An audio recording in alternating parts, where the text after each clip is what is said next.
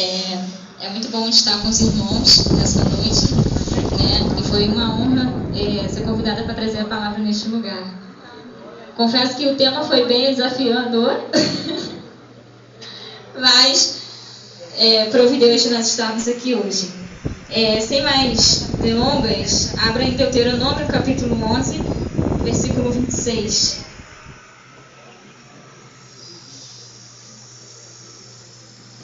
Deuteronômio 11, 26. O título é A Bênção e a Maldição.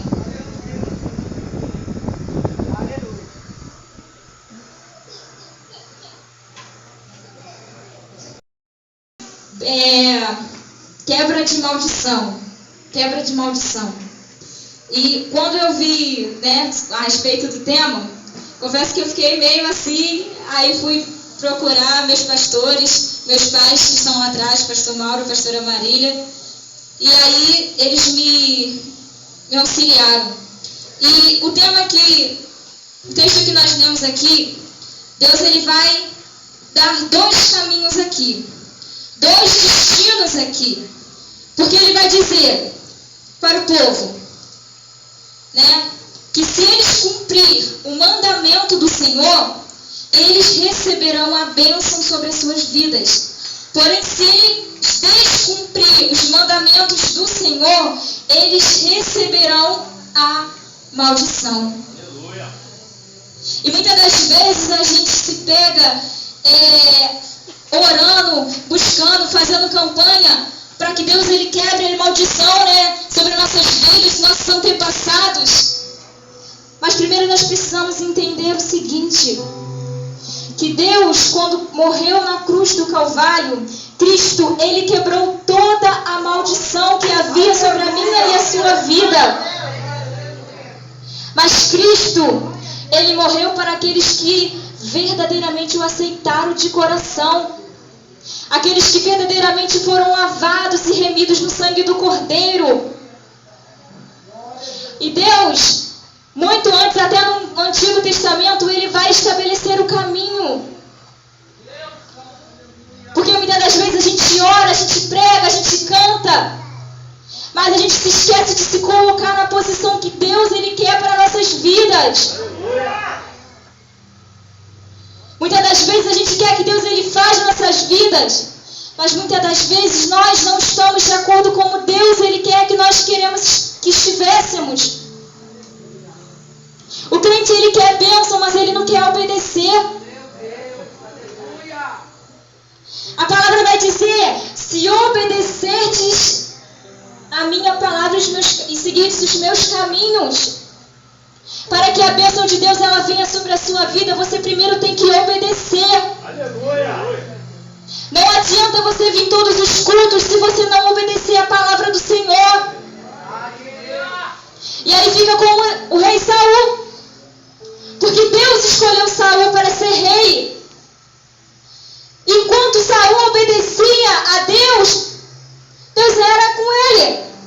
Porém, quando Deus ele fala para Saul, usando o profeta, dizendo, olha, você vai para essa terra, você vai matar todos que há naquela terra, não sobreviverá um sobrevivente sequer. Não é para você levar gado, não é para você levar ovelha, não é para você levar nada. Aleluia. Mas aí quando Saul ele vai à guerra e ele vê aquela terra, e aí Saul ele olha e ele diz, conjecturando talvez ele tenha até pensado, o profeta já está velho já, esse rebanho aqui é bom, essas moças são formosas, os homens dá para trabalhar. E naquele momento ali Saul ele toma a pior atitude da sua vida, porque ele decide passar à frente de Deus. Aleluia. Então Saul ele pega e ele leva o rebanho, as moças, as crianças juntamente com ele. E a primeira coisa que ele faz, ele desobedece à vontade de Deus. E às vezes, muitas das vezes é assim nas nossas vidas. Deus ele fala, não pega, não toca, não faz, e a gente vai lá e faz. E às vezes a gente chega aqui e fala que Deus quer nos abençoar, mas como se você não faz a vontade de Deus? Aleluia. tem problema não tem nada a ver. E como a minha pastora diz, ela fala, cuidado que o nada a ver muitas das vezes pode te levar ao caminho do inferno. Porque o nada a ver, a palavra está ali, dizendo não faça. O líder está ali dizendo não faz, porque não é do agrado de Deus. E aí vem, muitas das vezes, as más conversações e fala, não tem nada a ver, pode fazer. Deus ele está se importando com o seu coração. Mas eu aprendi, pastor Eliseu, que nós refletimos aquilo que está no nosso interior. E se o meu interior está cheio de Deus, então eu vou refletir a Deus. E uma vez que eu reflito o Espírito Santo de Deus, eu não desagrado ao meu Deus. Aleluia. Mas muitas das vezes entra a vaidade e o ego no coração. E aí quando o ego ele entra no nosso coração, Deus ele não age. Sabe por quê? Porque quando nós decidimos agir com o nosso próprio ego e a nossa própria vaidade, é como se você dissesse para o nosso Deus, eu não preciso de você, porque eu posso lidar e saber fazer o que eu bem entender, porque eu tenho capacidade suficiente para tomar as minhas próprias decisões. E foi exatamente o que Saul ele fez aqui. E em determinado momento ele seguia aquilo que o profeta ele falava. Mas quando ele decidiu desobedecer ao profeta, ele falou, eu não preciso mais que você me aconselhe, porque eu sei o que eu tenho que fazer. E sabe por que muitas das vezes a gente se passa por atribulações e muitas das vezes por aprovações?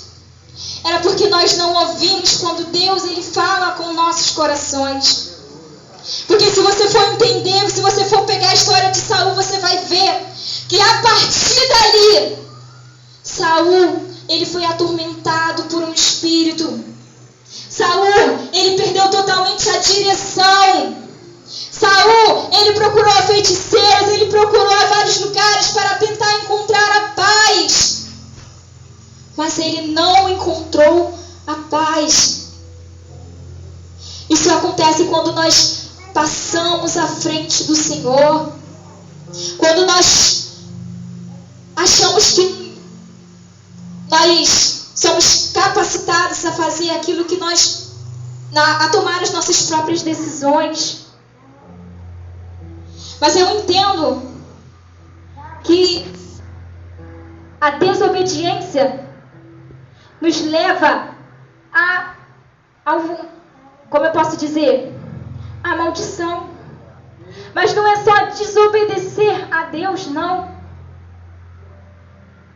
É desobedecer ao nosso líder, que Deus estabeleceu. É desobedecer ao nosso pai, à nossa mãe. A desobediência leva-nos à tragédia.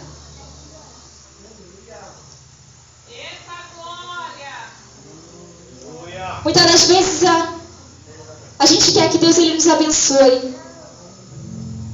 Mas quando é nos dado uma ordem, a gente não quer cumprir. Quando Deus ele fala, olha, faça isso, e a gente não quer fazer.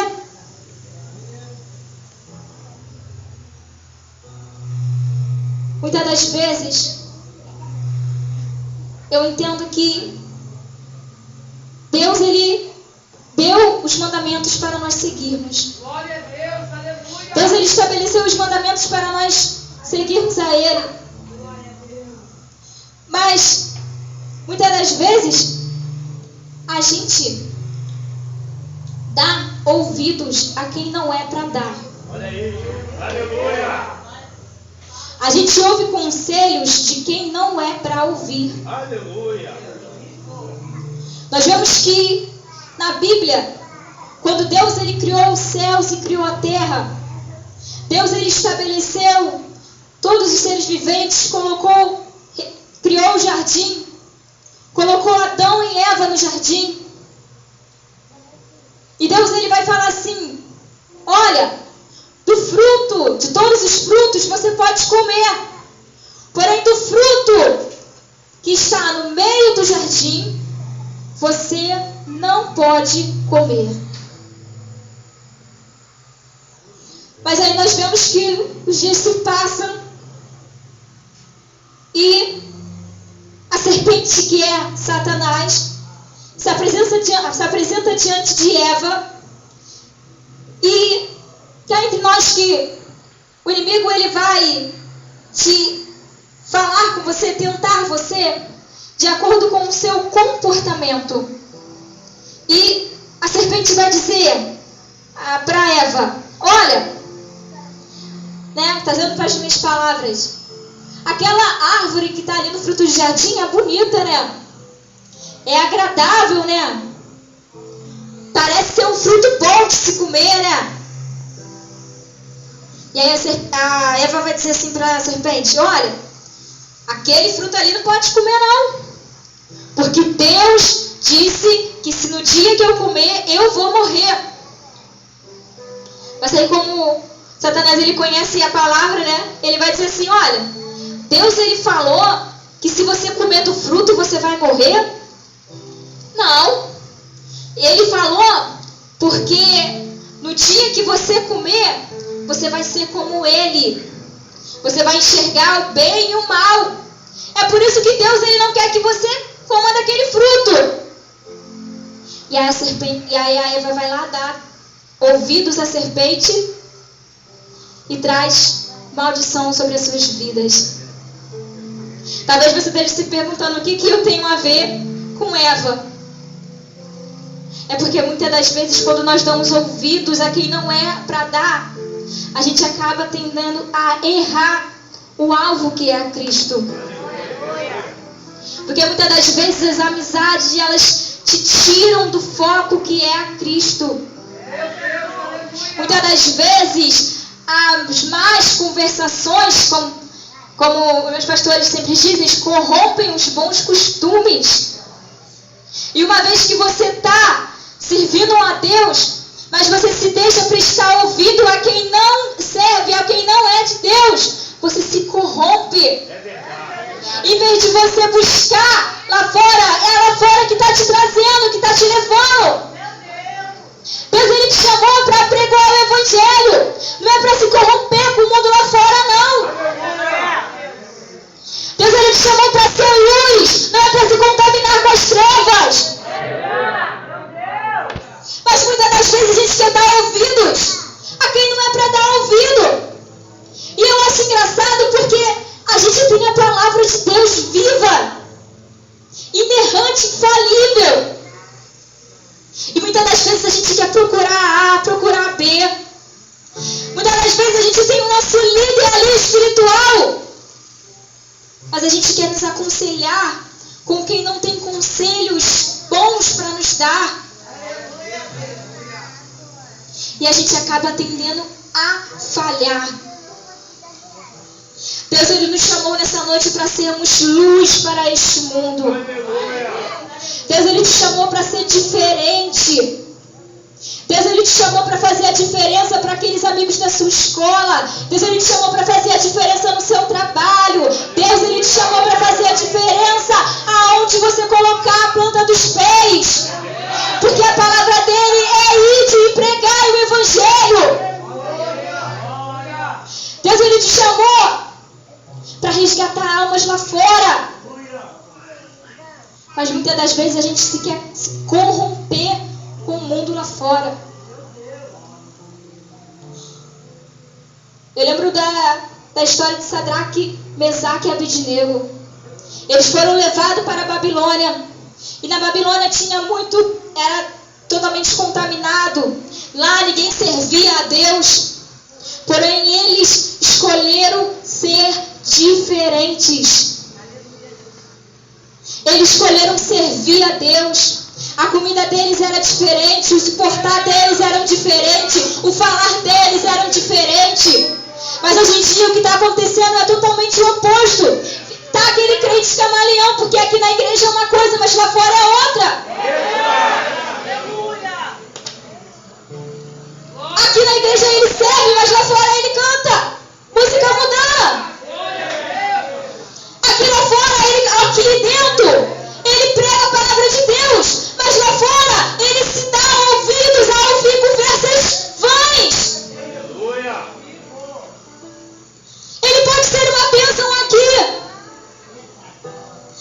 fora é complicado. Deus, Ele não te chamou para ser bênção só aqui, não. Deus, Ele te chamou para ser bênção para o seu amigo da escola, para o seu amigo do trabalho. Deus, Ele te chamou para pregar o evangelho aonde você for. Precisamos ser diferentes. Porque o povo de Deus, ele é um povo diferente. O povo de Deus, ele é um povo separado. Sabe por que muitas das vezes a bênção ela não vem? Porque a gente não se separa. A gente quer viver e fazer aquilo que o outro faz. Mas quando Cristo ele veio à terra, ele não fez aquilo que o povo fazia. Quando Cristo veio à terra, ele não se contaminou com outros que o povo falava. Quando Cristo ele veio à terra, ele era separado. Ele tinha intimidade com Deus. Ele conversava, ele orava, ele falava com o Pai. Mas sabe qual é o problema? Porque muitas das vezes erramos o alvo porque a gente não quer se separar. A gente não quer buscar a presença do Senhor. A gente não quer se santificar. E o obedecer requer santificação diante de Deus. O obedecer requer renúncia diante de Deus. Quando você aceita Cristo como único sujeito e Salvador, você tem que entender que você está concordando que você vai renunciar. Você está concordando que você vai se separar. Você está aceitando e dizendo: olha, Deus, eu não vou viver a vida que eu vivi outrora. Porque agora eu sou uma nova criatura diante de Deus. Pois o Espírito Santo que habita em mim faz com que eu me santifique. Nós precisamos entender que a maldição ela é quebrada sobre nossas vidas. Mas a partir do momento que você aceita este Espírito Santo na sua vida, porque não basta somente aceitar, você tem que obedecer ao Espírito Santo que há dentro de você. Porque jamais o Espírito ele vai te levar a fazer a vontade da sua carne. Porque lá em Romanos capítulo 8 vai dizer: porque aqueles que são inclinados para o Espírito vivem no Espírito, porém aqueles que são inclinados para a carne desagradam a Deus e jamais podem agradá-lo. Aqueles que vivem na carne se constituem inimigos de Deus. Talvez essa palavra não seja a palavra que você queria ouvir nessa noite. Mas é preciso que você faça uma análise de você mesmo. Será que você está sendo um inimigo de Deus? Ou será que você está vivendo no Espírito? Deus ele te chamou para ser luz, meu amado. Deus ele te chamou para ser profeta. Deus ele te chamou para viver uma vida diante dele. Deus ele te chamou para ser luz para aqueles que estão lá fora. Mas muitas das vezes a gente quer o evangelho de modinha, o evangelho de oba-oba. Porque é muito fácil chegar aqui e cantar. É muito fácil chegar aqui e pregar. É muito fácil chegar ali e tocar. Mas o verdadeiro cristão, ele não é visto aqui, ele é visto lá fora. Dentro de nós aqui, todos nós aqui consideramos cristãos. Mas você é cristão lá fora.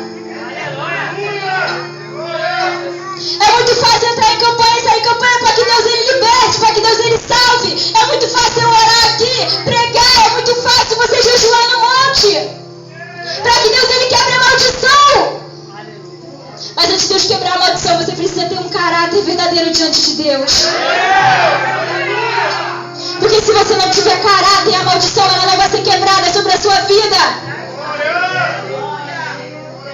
Não adianta eu orar, jejuar, se você verdadeiramente não querer se converter.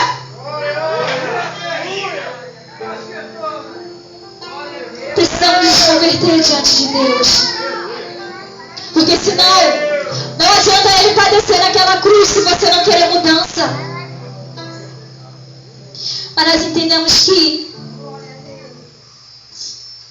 a mentira ela também traz maldições para as nossas vidas.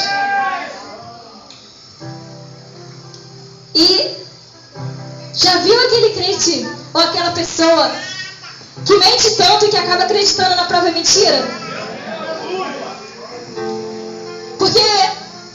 não existe mentirinha nem mentirão, né? Tudo é, né? Se você mente, você é filho do diabo.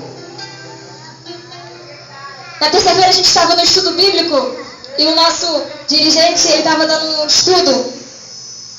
E ele perguntou, vocês sabem quem foi que deu a primeira mentira? Que falou a primeira mentira? E ninguém respondeu, né?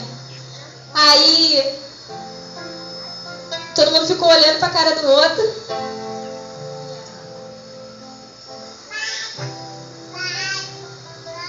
E aí ele falou assim, vocês sabem por que quem mente é filho do diabo? E aí ninguém respondeu.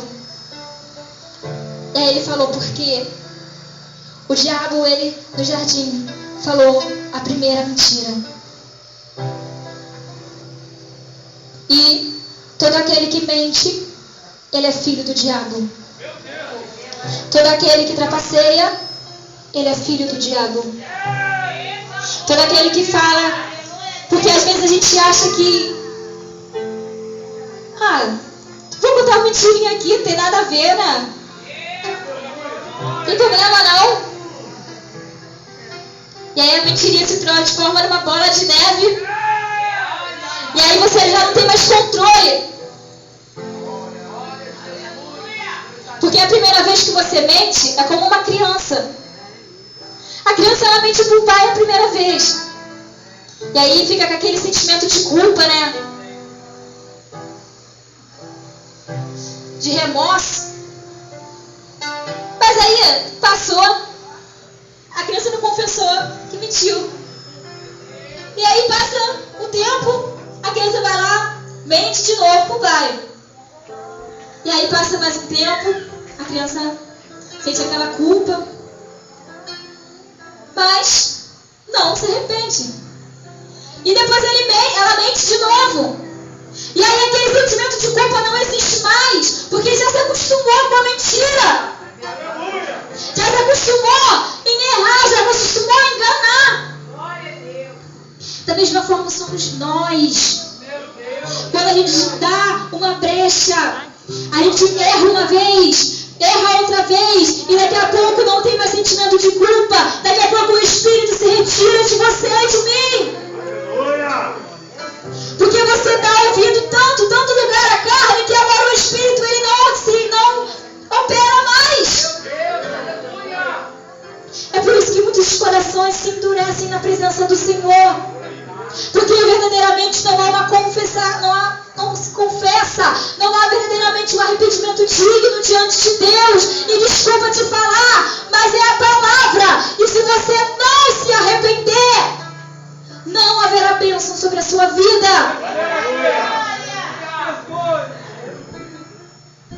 Não haverá bênção. Quer um exemplo? Caim e Abel. Depois que Adão e Eva pecam, eles têm filhos. E eles vão ter um chamado Caim e outro chamado Abel. E Abel, Deus, ele falava com Abel e com Caim. Aquele tempo ainda. E eles cresceram conhecendo a Deus. Sabendo que tinham que sacrificar diante de Deus, porque os pais deles tinham pecado no jardim.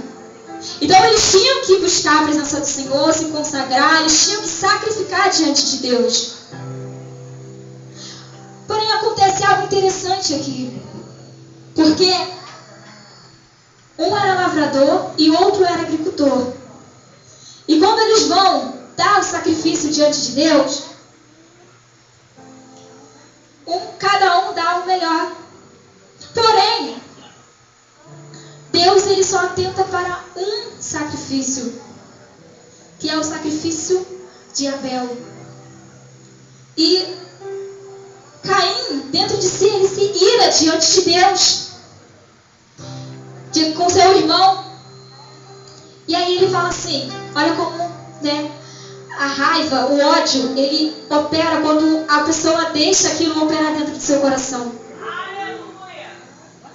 Que ele fala assim, fala seu convite, olha irmão, vamos até o campo. Estão conjecturando ter uma conversa. Vamos até ali, pra gente conversar, pra gente passear. E aí quando chega lá no campo, o que Caim ele faz? Quem conhece a história? Caim ele mata o seu irmão, apunhala o seu irmão. E aí Caim, aquilo ali não gerou nada em Caim. E Caim então vai e volta para casa. E Deus, se você não sabe, Deus ele é onipresente, onisciente, onipotente. E ele está em todos os lugares, em todos os momentos. E quando Caim ele matou Abel, Deus ele estava ali. Porém Deus ele chega para Caim e ele fala: Caim, onde está o teu irmão Abel? Não é que Deus ele não sabia onde estava Abel, mas que Deus ele ainda deu a oportunidade de Caim se arrepender. E aí ele fala assim: não é Deus, por acaso sou eu o guardador do meu irmão? Ou seja, eu sou o guarda-costas, trazendo para os dias de hoje.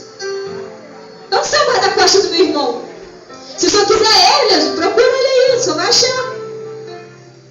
E aí Deus, ele, creio eu, entristecido, ele fala: Caim, se você fizeste o bem, não haveria aceitação para ti?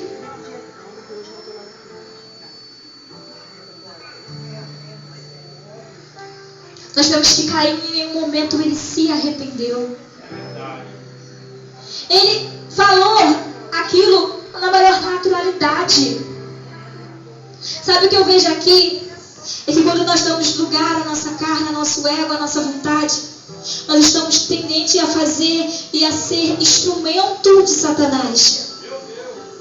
Porque ele estava tão possesso de ódio que não houve arrependimento na vida dele. Não houve, como eu posso dizer? Não houve quebrantamento. Sabe por quê? Porque ele já estava cheio. O Espírito jamais tinha estava em Caim. E sabe o que eu entendo? É que a diferença entre Caim e Abel era que Abel era servo e Caim não era. Abel era filho e Caim não era. Sabe por quê? Porque ambos estavam todos os dias na casa do Senhor. Ambos estavam sacrificando a Deus. Mas porém um estava verdadeiramente e o outro estava só por estar.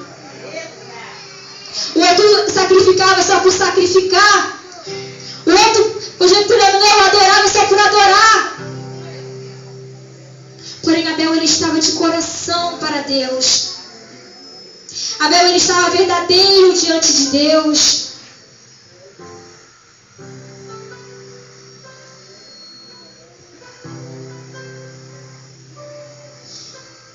Abel ele era fiel diante de Deus.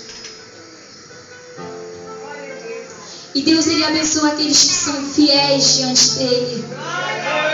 Deus ele abençoa aqueles que são verdadeiros diante dele.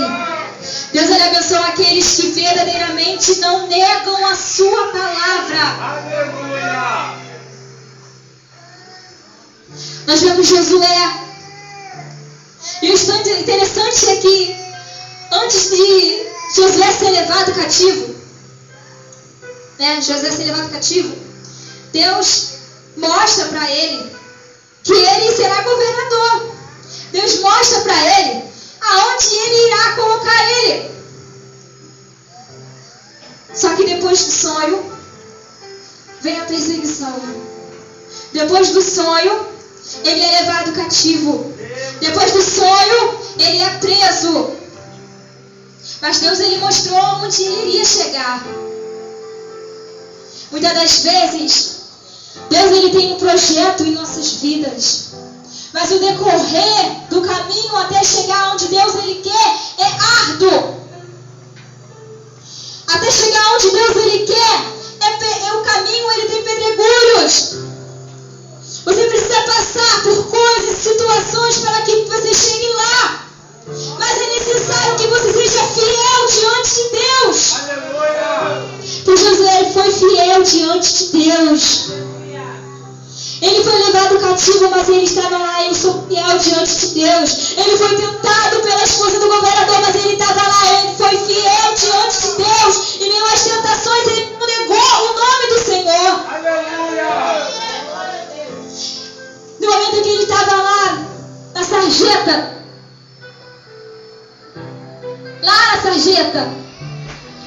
ele não murmurou.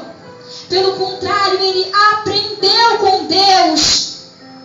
Porque Deus, ele tem um projeto para nossas vidas. Mas primeiro, antes de você subir, você precisa descer. Aleluia! Para você, talvez Deus, ele tem um projeto de ser um pastor, de ser uma missionária. Mas é necessário primeiro você aprender a faxinar uma igreja. É primeiro você tem que descer para aprender com Deus. Para quando chegar na frente você saber lidar. Para quando chegar na frente você ser um excelente pastor, uma excelente pastora. Você precisa ser fiel para que Deus, como nosso jovem falou, seja fiel no pouco, porque no muito Deus ele te acrescentará.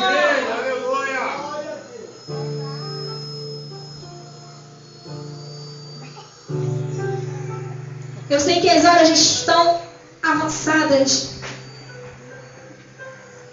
mas eu separei 3 coisas que nós entendemos sobre esta palavra. E vão 3 coisas que nós precisamos cravar em nossas mentes. A primeira que foi falada aqui nessa noite é que o nosso Cristo, ele se fez maldição em nosso lugar. E talvez você não entenda como Cristo, ele se fez maldição em meu e em seu lugar. Jesus Cristo, ele foi a expiação para os nossos pecados. Porque no Antigo Testamento, a expiação era feita por um cordeiro, que era sacrificado para pagar o pecado do povo, porque é necessário o derramamento de sangue. Então era feita uma transferência de pecado. O pecado que estava no povo era passado para o cordeiro. E o povo era, de certa forma, perdoado. Cristo, ele foi o cordeiro. Cristo, ele foi um sacrifício vivo. Para que você estivesse aqui nessa noite. Quando ele se fez maldito, significa que ele levou sobre si todos os nossos pecados. Ele levou sobre si todas as nossas dores. Ele padeceu aquilo que eu e você merecíamos. Quando eu digo que ele foi maldito em nosso lugar, significa que ele recebeu um cálice que era para eu e você beber. Que cálice é esse? É a ira de Deus sobre a minha e a sua vida. Porque eu e você jamais poderíamos ser salvos diante de Deus. Mas ele levou sobre si. Ele se fez maldito no meu e no seu lugar. E muitas das vezes a gente se esquece de que nós não merecíamos esse sacrifício. De que eu e você merecemos o inferno que estava destinado para nós.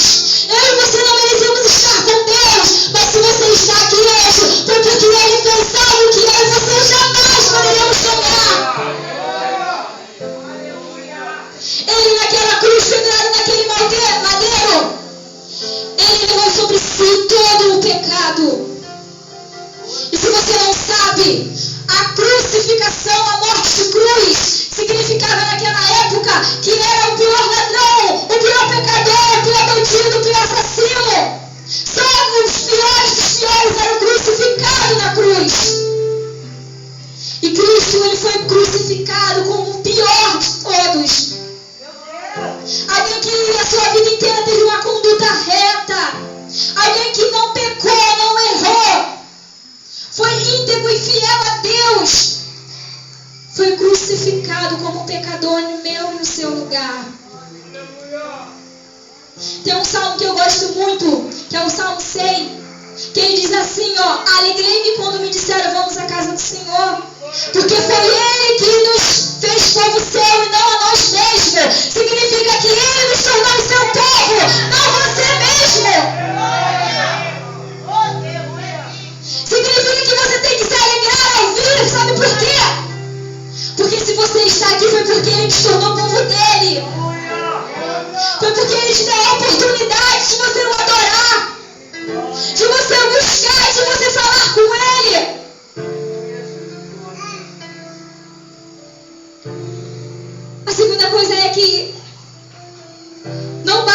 Ele padecer naquela cruz, como eu já disse aqui, você precisa aceitá-lo de coração. Porque se você não aceitar de coração, não adianta o sacrifício. Ele não vai ter validez na sua vida e na minha vida. Porque se você não aceitá-lo verdadeiramente, não haverá transformação. Você vai continuar condenado. Nós precisamos aceitá-lo a esse Deus de coração.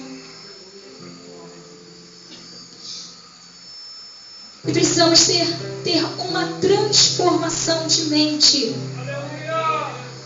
Sabe por quê? Porque quando nós aceitamos a Cristo e aceitamos a Ele, recebemos o Espírito Santo, que é o nosso penhor. A partir daquele momento que nós aceitamos verdadeiramente nossas vidas, nós passamos, né? E esse processo é até a nossa morte, né? Por transformação. Significa que aquilo que eu fazia outrora, hoje em dia eu não faço mais. Significa que se eu roubava, hoje eu não roubo. Se eu adulterava, hoje eu não adultero. Se eu mentia, hoje eu não minto. Se eu sentia inveja do meu próximo, hoje eu não sinto. Se eu falava mal de A e de B, hoje eu não posso. Por quê? Porque eu fui transformado. Se eu levava uma vida errante, agora eu procuro viver diante de Deus corretamente. Eu sei que ninguém aqui está liberto por completo. Porque se estivéssemos, nós nem estaríamos aqui. Mas o processo até a vida de Cristo é a santificação diante de Deus. E você só vai se santificar só vai se receber a salvação e encontrar com Deus se nesse tempo que você estiver aqui na terra você procurar a santificação. Porque a palavra de Deus vai dizer que sem santificação ninguém verá a Deus. Sem renúncia ninguém verá a Deus. Sem buscar a presença do Senhor você não verá a Deus. A maior bênção será se encontrar com Deus. A maior bênção será habitar no céu com Cristo. O Evangelho é qual nós vivemos, a qual nós cremos. Não é o Evangelho de oba-oba. Não é o Evangelho de brincadeira. Porque é muito bom vir aqui e cultuar com os irmãos. Mas nós precisamos ser um sacrifício vivo diante de Deus. Ele se sacrificou em nosso lugar e agora é o momento de nós sermos sacrifício vivo perante a Ele. E o sacrifício vivo, ele tem que ser limpo. O sacrifício vivo, ele não pode ter nenhuma mancha. O sacrifício, ele não pode ter nenhum pecadinho. Ele precisa ser vivo diante de Deus. Que nessa noite nós vamos ficar com essa palavra nessa noite, buscando verdadeiramente a presença do Senhor, e entendendo que sem santificação, sem posicionamento diante de Deus, jamais nós veremos a Deus, jamais alcançaremos as bênçãos que Ele tem para nós. Somente até aqui, eu sei que agradeço a minha rica oportunidade.